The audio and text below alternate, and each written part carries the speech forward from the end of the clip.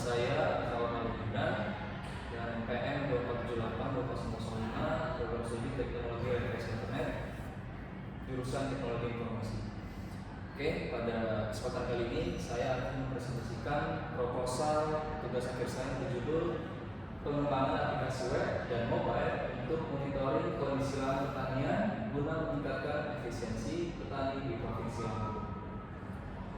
Oke, selanjutnya kita akan masuk ke latar belakang terlebih dahulu. Nah, di sini penelitian ini berangkat dari visi Indonesia Emas 2045, di mana Indonesia Emas 2045 menuntut transformasi digital di seluruh sektor termasuk pertanian. Nah, di Lampung ini sudah ada data ternyata memiliki lahan pertanian sebesar 1,7 juta hektar dan menyumbangkan sebesar 27,8% PDRB provinsi. Dan untuk tujuan SDGs yang relevan di sini ada pertama SDGs kedua yaitu Zero Hunger, kedua SDG poin 9 Industri, Innovation dan Infrastruktur, lalu yang ketiga ada SDG poin 17 yaitu industri. Oke, selanjutnya adalah masalah utama. Petani sekarang ini masih memantau lahan secara konvensional itu secara manual. Jadi keputusan itu irigasi dan memang sering terlambat. Nah, maka dari itu menyadari dalam hal ini saya membuat judul untuk monitoring lahan secara dengan web dan aplikasi. Lalu selanjutnya adalah survei awal bagi petani di Lampung Tengah, Lampung Selatan. Dan di sini kita sudah mengobservasi di Lampung Tengah, Lampung Selatan mayoritas kesulitan mengenal lahan. Namun mereka sudah memiliki smartphone, tapi mereka masih awam dalam memakainya dan mereka juga bersedia memakai aplikasi. Oke, kita lanjut ke rumusan masalah. Oke, di rumusan masalah ini yang pertama, bagaimana cara merancang dan membangun aplikasi web dan mobile untuk monitoring kondisi lahan pertanian di Provinsi Lampung menggunakan metode pengembangan waterfall. Yang kedua, bagaimana mengidentifikasi dan mengimplementasikan fitur-fitur yang dibutuhkan petani berdasarkan hasil analisis kebutuhan penduduk. Lalu rumusan masalah yang terakhir, bagaimana tingkat kelayakan dan efektivitas aplikasi dalam meningkatkan efisiensi petani berdasarkan hasil black box testing dan user acceptance testing atau UAT. Oke, selanjutnya adalah tujuan penelitian. Melihat dari rumusan masalah tadi yang sudah dibuat, maka tujuan penelitian yang sudah dirancang yang pertama adalah untuk merancang dan membangun aplikasi web dan mobile untuk monitoring kondisi lahan pertanian di Provinsi Lampung menggunakan metode waterfall. Yang kedua, tujuan penelitiannya adalah mengidentifikasi dan mengimplementasikan fitur-fitur yang dibutuhkan petani berdasarkan hasil analisis kebutuhan penduduk. Lalu yang tujuan penelitian terakhir adalah menguji dan menganalisis tingkat kelayakan serta efektivitas aplikasi melalui black box testing dan user acceptance testing atau UAT. Oke, lanjut. Di sini ada manfaat penelitian. Di sini ada manfaat teoritis. Yang pertama, kontribusi dunia pada informasi pertanian berbasis mobile dan web. Lalu ada manfaat teoritis di bagian referensi akademik bagi penelitian tentang smart farming dan digitalisasi pertanian. Lalu yang terakhir, untuk manfaat teoritis ada yang terkait kajian penerapan teknologi digital untuk mendukung SDGs dan Indonesia Emas tahun 2045. Lalu juga ada manfaat praktis, yaitu petani menggunakan pemantauan kondisi lahan secara real time, menghemat waktu dan tenaga. Lalu ada manfaat praktis untuk pemerintah daerah, yaitu untuk menyediakan data digital sebagai dasar kebijakan pertanian di Lampung. Lalu juga ada manfaat praktis untuk pembangunan nasional, yaitu berkontribusi pada transformasi digital pertanian dan pencapaian SDG poin 2 dan poin 9.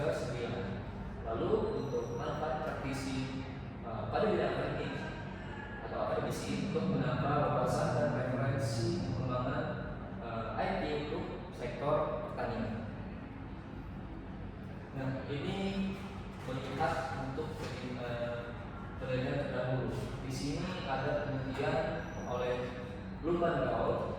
Nah, untuk penelitian Lubban Gaul ini dia berfokus pada aplikasi Android plus IoT untuk monitoring lahan secara real time.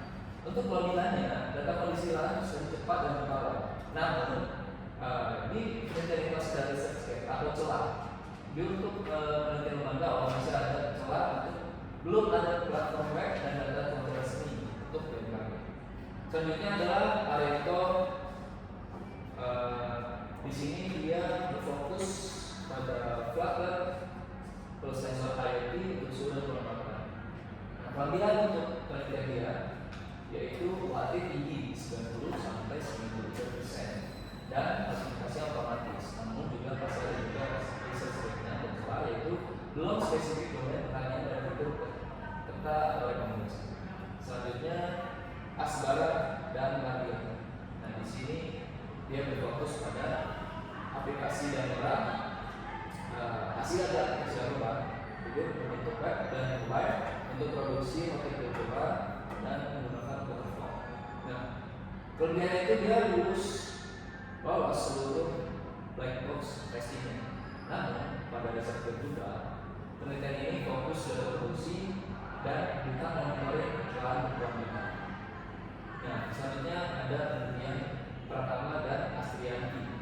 Di sini dia berfokus pada pemetaan lahan mobile berbasis JS. Nah, sebenarnya dia tidak jauh beda dengan Ariando, yaitu artinya 88,9% dan data geospasialnya sangat baik. Oke, untuk risetnya di sini penelitiannya terbatas sampai administratif tanpa data cuaca yang dinamis. Oke, nah di sini adalah metodologi penelitian yang saya buat. Yang pertama jenis penelitiannya yaitu research and development dengan pendekatan kuantitatif. Maka dari itu penelitian ini bersifat kuantitatif. Lalu ada model pengembangannya. Nah, pada penelitian ini saya membuat model pengembangan menggunakan waterfall, yaitu analisis kebutuhan, perencanaan, implementasi, kemudian deployment. Lalu responden. Di sini saya mewawancarai sekitar 15 petani untuk diwawancara dan 30 petani untuk padi. Nah, untuk pendekatannya itu saya menggunakan pendekatan kuantitatif menggunakan analisis kuesioner UAT dengan skala Likert. Lalu lokasi penelitiannya saya ada di Kabupaten Lampung Tengah dan Lampung Selatan karena kabupaten ini adalah kabupaten yang memiliki lahan yang terbesar. Salah satu terbesar adalah. Lalu ada teknik pembuatannya, pertama observasi, wawancara, studi dokumentasi dan usaha dokter.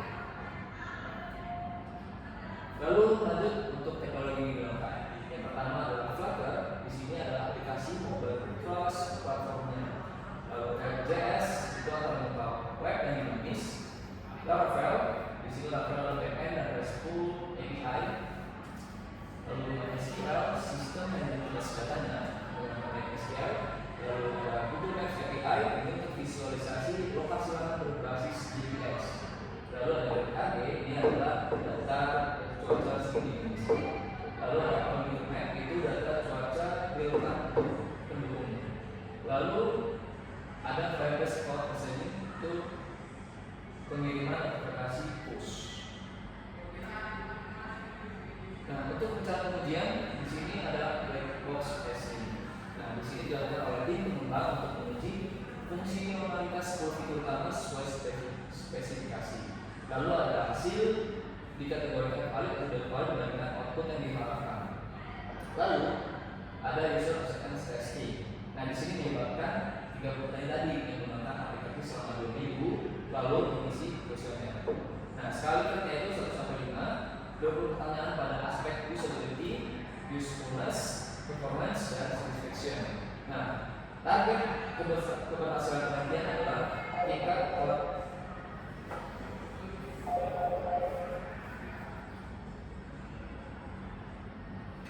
kelayakan aplikasi minimal 80% atau kategori lain sangat layak berdasarkan hasil UAT.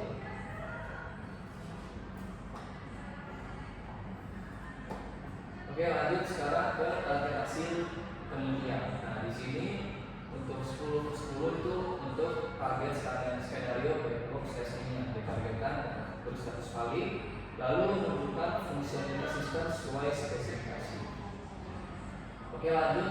Untuk lebih dari 80% diversifikasi variabel UAT ditargetkan tercapai dari penilaian 30 responden petani. Lalu kurang dari 3 detik untuk respon aplikasi ditargetkan pada kondisi jaring normal minimal biji. Lalu otomatis di sini notifikasi cuaca ekstrim ditargetkan terkirim otomatis dari BMKG dan otomatis ternyata.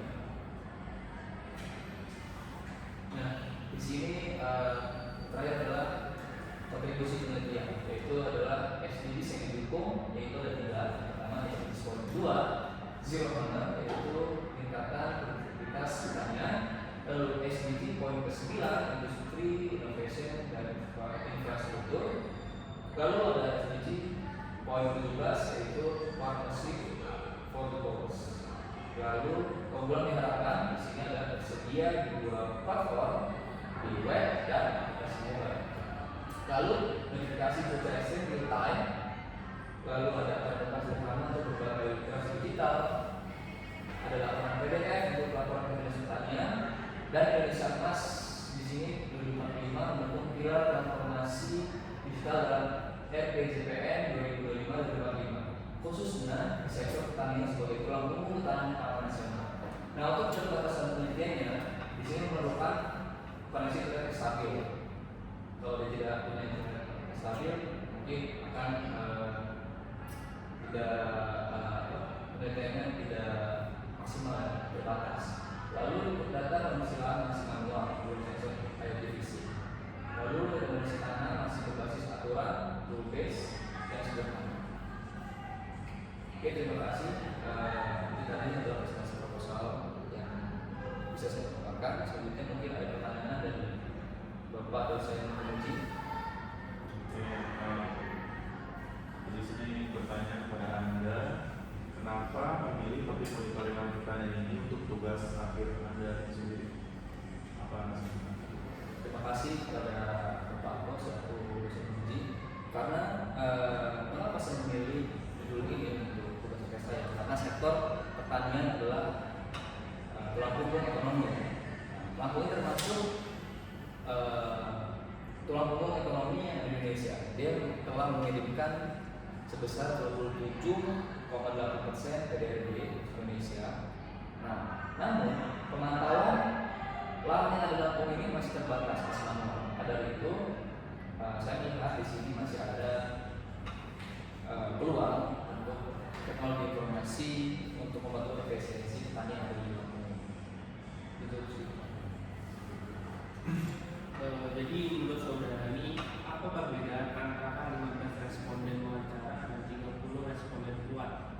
Terima kasih kepada Bapak Nazir ini selaku dosen penguji. Nah, untuk perbedaan antara 15 responden wawancara dan 30 responden kuat, karena 15 petani ini dilibatkan pada tahap analisis kebutuhan untuk menggali fitur yang dibutuhkan. Sedangkan 20 petani dilibatkan pada tahap pengujian akhir atau wakil untuk nilai kelayakan aplikasi yang sudah jadi seperti itu, Pak. Mungkin dari saya kan itu terdapat pihak-pihak yang paling diuntungkan ya. Menurut Anda sendiri itu diuntungkan dari manfaat praktis penelitian ini dari pihak mana saja? Terima kasih Pak Dira. Untuk keuntungan ini akan dirasakan oleh empat pihak. Yang pertama adalah petani, karena petani merasa dia sudah sangat enak untuk memantau lahannya karena sudah efisien, tidak manual lagi. Yang kedua adalah pemerintah daerah. Nah, ini untuk data kebijakannya. Lalu 3, pembangunan nasional, yaitu untuk transformasi digital. Lalu 4 adalah akademisi, yaitu referensi lanjutan. Mungkin cukup sekian. Mungkin ada pertanyaan Pak?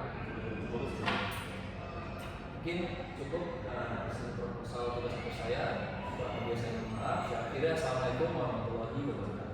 Waalaikumsalam.